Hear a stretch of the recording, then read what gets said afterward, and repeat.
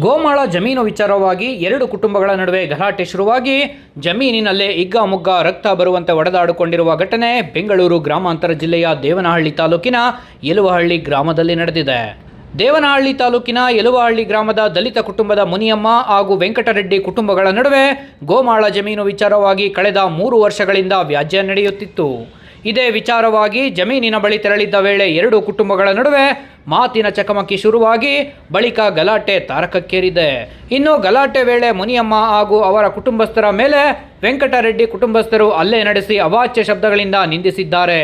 ಬಳಿಕ ಹಲ್ಲೆಯಿಂದ ಗಾಯಗೊಂಡ ಮುನಿಯಮ್ಮ ಹಾಗೂ ಕುಟುಂಬಸ್ಥರು ಸ್ಥಳೀಯ ಆಸ್ಪತ್ರೆಯಲ್ಲಿ ಚಿಕಿತ್ಸೆ ಪಡೆಯುತ್ತಿದ್ದಾರೆ. ಸರ್, ಇದು ಯಲುವಹಳ್ಳಿ ಊರು ಬಂದು ಇವ್ರದ್ದು. ಈ ವಿಜಯಪುರ ಹೋಬಳಿ ದೇವನಹಳ್ಳಿ ತಾಲೂಕು ಬೆಂಗಳೂರು ಗ್ರಾಮಾಂತರ ಜಿಲ್ಲೆಗೆ ಸೇರ್ತೈತೆ. ಇದು ಇವ್ರು ಬಂದು 80 ವರ್ಷದಿಂದ ಅದ ಜಮೀನಲ್ಲಿ ಸಾಗುವಳಿ ಮಾಡ್ಕೊಂಡೆ ಬರ್ತಾ ಇದಾರೆ. ಅವು 80 ವರ್ಷದಿಂದ ಉಳುಮೆ ಮಾಡ್ತಾ ಇರೋದು ಇವ್ರೆ, ಬೀಳ್ತಾ ಇರೋದು ಇವ್ರೆ, ಎಲ್ಲ ಇವ್ರೆ. ಆ ಟೈಮಲ್ಲಿ ಯಾರು ಅದ್ರ ಮೇಲೆ ಕಣ್ಣಿರ್ಲಿಲ್ಲ. ಯಾಕಂದ್ರೆ ಆ ಟೈಮಲ್ಲಿ ಉಳೊಂದೇ ಭೂಮಿ ಅಂತ ಹೇಳ್ಬಿಟ್ಟು ಹಂಗೆ ಉತ್ಕೊಂಡು ಬಿತ್ಕೊಂಡು ಅವ್ರ ತಾತನವ್ರ ಕಾಲದಾನಿಕ ಎಲ್ಲ ಮಾಡ್ಕೊಂಡಿದ್ದಾರೆ. ಅದ್ರಲ್ಲಿ ಬಂದು ಇವ್ರ ಮನೆಗಳಿರೋದು 5 ಮನೆ.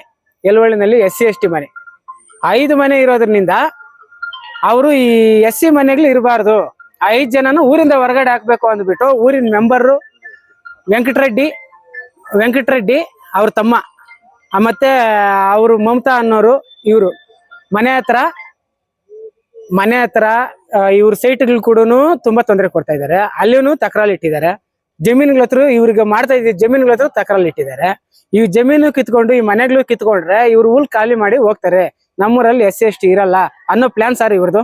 ಇದರಿಂದ ಸತತವಾಗಿ ಇವ್ರ ಮೇಲೆ ಪ್ರಯತ್ನಗಳು ನಡೀತಾನೆ ಇದೆ.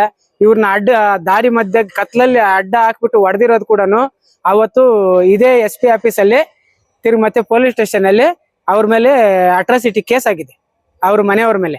ಅದಾಗಿದ್ರು ಸಹ ಇವ್ರ ಪೊಸಿಷನ್ ಖಾಲಿ ಮಾಡಿಸ್ಲೇಬೇಕು, ಇವ್ರು ಏನ್ ಮಾಡಿದ್ರು ಪೊಸಿಷನ್ ಬಿಟ್ಟು ಹೋಗ್ತಾ ಇಲ್ಲ ಅನ್ನೋ ಒಂದು ಕಾರಣಕ್ಕೆ ಇವತ್ತು ಬಂದು ಸರ್ ಅವ್ರ ಪೊಲೀಸ್ ಪ್ರೊಟೆಕ್ಷನ್ ಆಗಿದೆ, ಇರ್ಲಿ ನಾವು AC ಕೋರ್ಟ್ ಅಲ್ಲಿ ಕೇಸ್ ಹಾಕಿದ್ವಿ. ಅದು ಆರ್ಡರ್ಗೆ ಹೋಗಿದೆ, 3 ತಿಂಗಳಾಗಿದೆ ಆರ್ಡರ್ಗೆ ಹೋಗಿ.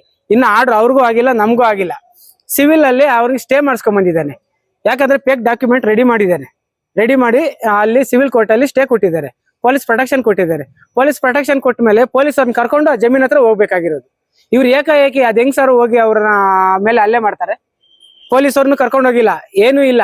ಇವ್ರನ್ನ ಚೆನ್ನಾಗಿ ಹೊಡಿಬೇಕು, ಇವ್ರನ್ನ ಪ್ಲಾನ್ ಮಾಡ್ಕೊಂಡು ಇವ್ರನ್ನ ಹಿಂಗೆಲ್ಲ ಹೊಡೆದ್ರೆ ಇನ್ನೊಂದ್ಸರಿ ಇವ್ರ ಜಮೀನ್ ಹತ್ರ ಬರಲ್ಲ, ನಮ್ದೇ ಆಗ್ಬಿಡುತ್ತೆ ಜಮೀನು ಅನ್ನೋ ಒಂದು ಮೆಂಟಾಲಿಟಿ ಇಟ್ಕೊಂಡು ಇವತ್ತು ಅವ್ರು ಪ್ಲಾನ್ ಮಾಡಿ ಇವ್ರನ್ನ ಮೇಲೆ ಅಷ್ಟೊಂದು ದೌರ್ಜನ್ಯ ಮಾಡಿ ಬೇಲಿ ಎಲ್ಲ ಹಾಕೊಂಡು ಅದ್ರ ಒಳಗಡೆಯಿಂದ ಎಲ್ಲ ಇವ್ರನ್ನೆಲ್ಲ ಎತ್ತು ಬಿಸಾಕಿ ಮೈಗಳೆಲ್ಲ ಗಾಯ ಮಾಡಿ ಹೆಂಗಸ್ರನ್ನ ಇವ್ರನ್ನ ಹೊರಗಡೆ ಇರೋರ್ನೆಲ್ಲ ಕರ್ಕೊಂಡ್ ಬಂದಿದ್ದೇನೆ ಸರ್.